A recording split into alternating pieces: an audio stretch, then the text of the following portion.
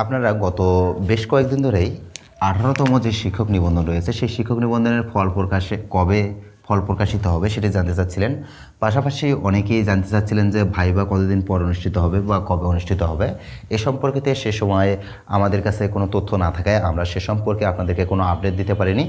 Already আমাদের কাছে 18তম শিক্ষক নিবন্ধনের ফল প্রকাশ সম্পর্কিত সর্বশেষ আপডেটটি চলে এসেছে এবং ভাইবা কবে হবে সে সম্পর্কেও একটি ধারণা দিয়েছে এনটিআরসিএ। চলুন সে সম্পর্কে বিস্তারিত জেনে নেই। প্রথমত বিষয় হচ্ছে 18তম শিক্ষক নিবন্ধনের লিখিত পরীক্ষার সব খাতা এবং ওএমআর শিট এখনও বেসরকারি শিক্ষক নিবন্ধন ও প্রত্যয়ন কর্তৃপক্ষের অর্থাৎ এনটিআরসি এর কার্যালয়ে এসে পৌঁছায়নি।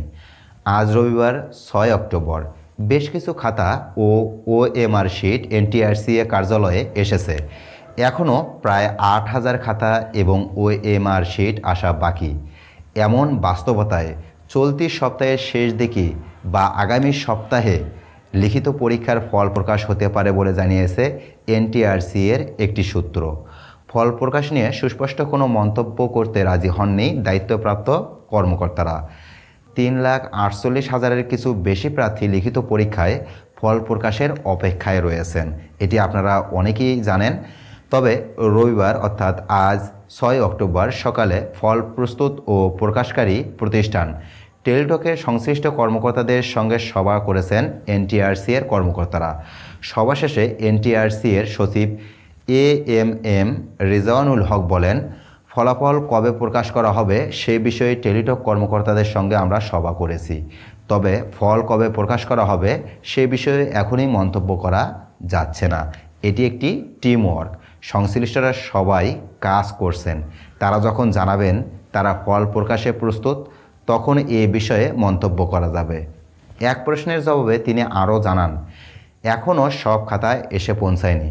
রবিবারও কিছু খাতা এসেছে, আরও কিছু খাতা আসবে।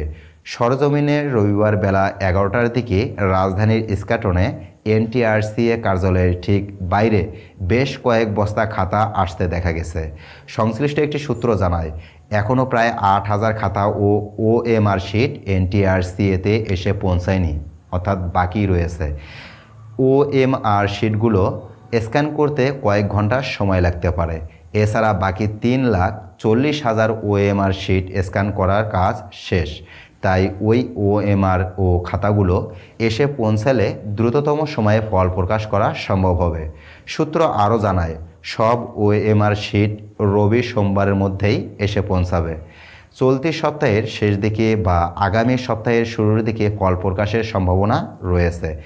অক্টোবরেই ভাইবা শুরুর পরিকল্পনা এনটিআরসি এর আছে বলে জানিয়েছেন সূত্রের দাবি, এবার বেসরকারি শিক্ষা প্রতিষ্ঠানে বেশি পদ শূন্য থাকায় লিখিত পরীক্ষায় উত্তীর্ণ প্রার্থীর সংখ্যা অন্যান্য বারের চেয়ে বেশি হতে পারে। এজন্য প্রতিবার ভাইবা নিতে 8টি বোর্ড গঠন করা হলেও এবার 10টি বোর্ড গঠন করার প্রস্তুতি চলছে। আর ভাইবা শেষ করতেও কয়েক মাস সময় লাগতে পারে।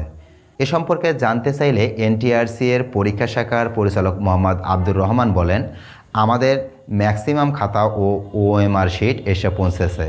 আমরা দ্রুততম সময়ের মধ্যে ফল প্রকাশের জন্য কাজ করছি। 18তম শিক্ষক নিবন্ধনের লিখিত পরীক্ষা 12 ও 13 জুলাই অনুষ্ঠিত হয়। এ পরীক্ষায় অংশ নেন 3,48,000-এর কিছু বেশি প্রার্থী। বেসরকারি শিক্ষক নিবন্ধন পরীক্ষার বিধিমালা অনুযায়ী গত সেপ্টেম্বর মাসের মাঝামাঝি সময়ে এ পরীক্ষার ফল প্রকাশ করার কথা ছিল, কিন্তু দেশের অস্থিতিশীল অবস্থার কারণে বিধিমালা অনুযায়ী লিখিত পরীক্ষার ফল প্রকাশ করা যায়নি বলে জানিয়েছেন কর্মকর্তারা। তবে আপনারা এই পুরো বিষয়টি থেকে আপনাদের যেটি জানার রয়েছে সেটি হচ্ছে 18তম শিক্ষক নিবন্ধনের ফল প্রকাশ এ সপ্তাহের শেষের দিকে অথবা আগামী সপ্তাহেই দিতে পারে। এবং পাশাপাশি এনটিআরসিএ যেটি জানিয়েছে সেটি হচ্ছে ভাইবা অনুষ্ঠিত হওয়ার যে সম্ভাব্য সময় তারা বলেছে সেটি এখনই বলা যাচ্ছে না, এ বিষয়ে বলছে। এবং পাশাপাশি বলছে ভাইবা অনুষ্ঠিত হতে কয়েক মাস সময় লাগবে। এবং এখানে যেহেতু এবারে বেশি সংখ্যক শূন্য পদ রয়েছে যার কারণে এখানে 8টি বোর্ডের পরিবর্তে 10টি বোর্ড গঠন করা হবে এবং এই ভাইবা পরীক্ষাটা নিতেও কয়েক মাস সময় লেগে যেতে পারে, অর্থাৎ ভাইবা পরীক্ষাটা শেষ করতে কয়েক মাস সময় লেগে যেতে পারে। তার মানে খুব শীঘ্রই যে এনটিআরসি এর মারফতে 18তম শিক্ষক নিবন্ধনের ফল প্রকাশিত হবে সেটি মোটামুটি নিশ্চিত, কারণ অলরেডি তারা টেলিটকের ফল প্রকাশ কর্মকর্তাদের সাথে কথা বলেছে। তার মানে খুব শীঘ্রই আগামী সপ্তাহে বা তার পরের সপ্তাহেই ফলটা প্রকাশিত হবে বলে আমরা এখন পর্যন্ত জানতে পেরেছি। আপনাদের কারো কোনো মন্তব্য থাকলে অবশ্যই কমেন্টে জানাতে পারেন। ভিডিওটি আপনার একটু উপকারে আসলে অবশ্যই একটি লাইক দিয়ে দিবেন। চ্যানেলের নতুন দর্শক হয়ে থাকলে অবশ্যই চ্যানেলটিকে সাবস্ক্রাইব করে পাশে থাকা বেল আইকনটি বাজিয়ে দিবেন। দেখা হচ্ছে আবারও নতুন কোনো ভিডিওতে নতুন কোনো টপিক নিয়ে। সে পর্যন্ত ভালো থাকুন, সুস্থ থাকুন। আল্লাহ হাফেজ।